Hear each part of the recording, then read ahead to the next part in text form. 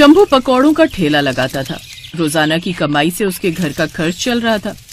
पर कुछ दिनों से शंभू बहुत परेशान था और फिर एक दिन मकान मालिक अपना किराया मांग रहे हैं। बोल रहे थे 1 हफ्ता ऊपर कर दिया। क्या करूं? पहले ठेले पर पकौड़े बेचकर अच्छी कमाई हो जाती थी, पर अब तो कमाई के नाम पर मुश्किल से 100-150 रुपए ही कमा रहा हूँ।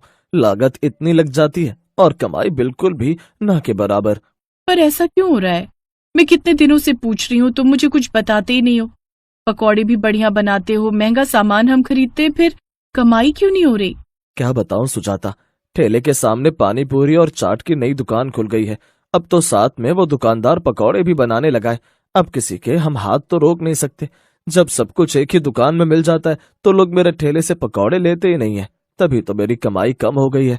लगता है मुझे काम बंद करना पड़ेगा और कोई चारा दिखाई नहीं देता। शंभू पूरी तरह से निराश हो चुका था। शंभू ने सोचा कि क्यों ना पकौड़े बेचने का समय बदला जाए, इसलिए वो शाम की जगह सुबह के समय पकौड़े बेचने लगा। सुबह के समय पकौड़े बेचने से उसकी कमाई में थोड़ा फर्क आया। पर कहते हैं ना, कुछ लोगों की आदत होती है दूसरों का काम बिगाड़ने की। और ऐसे ही एक सुबह जब शंभू 11 बजे के आसपास पकौड़े बेच रहा था तो उसकी दुकान पर कुछ ग्राहक भी खड़े थे।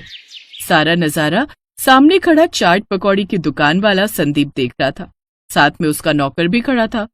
अरे मदन, एक बात बता, ये सामने शंभू पकौड़े वाला तो शाम को पकौड़े का ठेला लगाता था ना, तो ये इस समय क्या कर रहा है?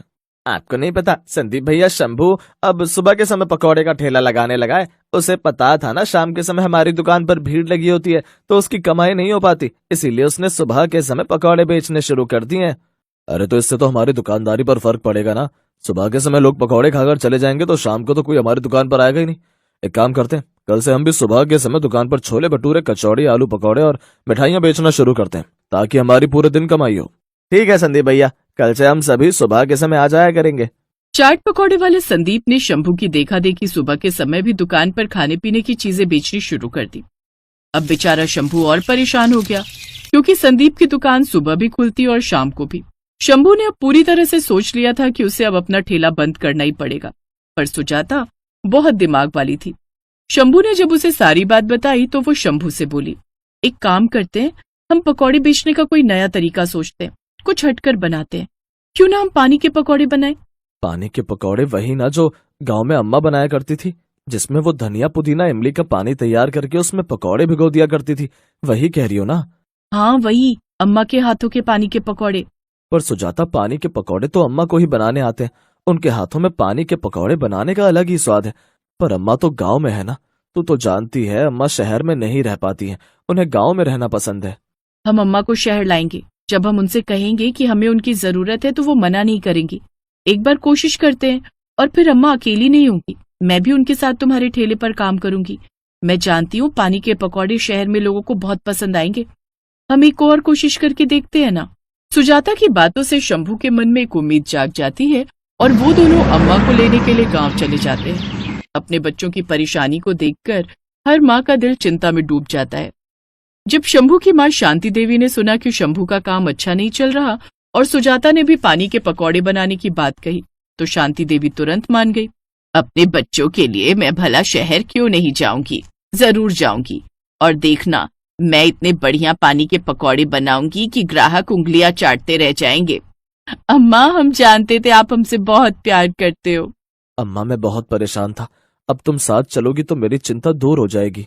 जरूर चलूंगी, चलो मेरे बच्चों, मैं तैयार हूँ। शांति देवी शंभू और सुजाता के साथ शहर आ जाती है। अगले दिन शंभू ने पानी के पकौड़े बनाने का सारा सामान खरीद लिया।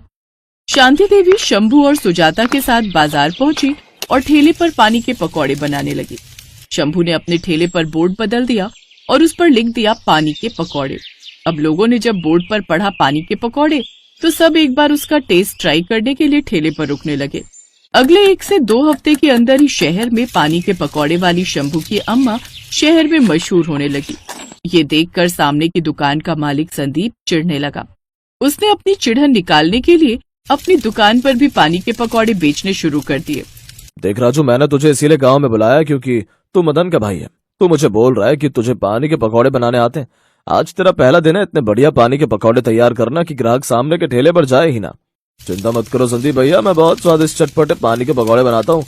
अम्मा, मैंने कहा था ना, ये सामने संदीप बहुत नकलची है, देखो उसने भी पानी के पकौड़े बनाने के लिए कारीगर रख ही लिया। मुझे तो डर है कहीं वो हमारा ये काम भी न छीन ले। ऐसा कभी नहीं होगा बेटा। जैसे पानी के पकौड़े मैं बनाती हूँ वैसे हर कोई नहीं बना सकता। थोड़ी देर का इंतजार कर, अभी सच सामने आ जाएगा। अम्मा ठीक कह रही हैं। अम्मा के जैसे पानी के पकौड़े बनाने की विधि किसी को नहीं आती। तुम चिंता मत करो, वो कारीगर अम्मा के जैसे पानी के पकौड़े नहीं बना पाएगा।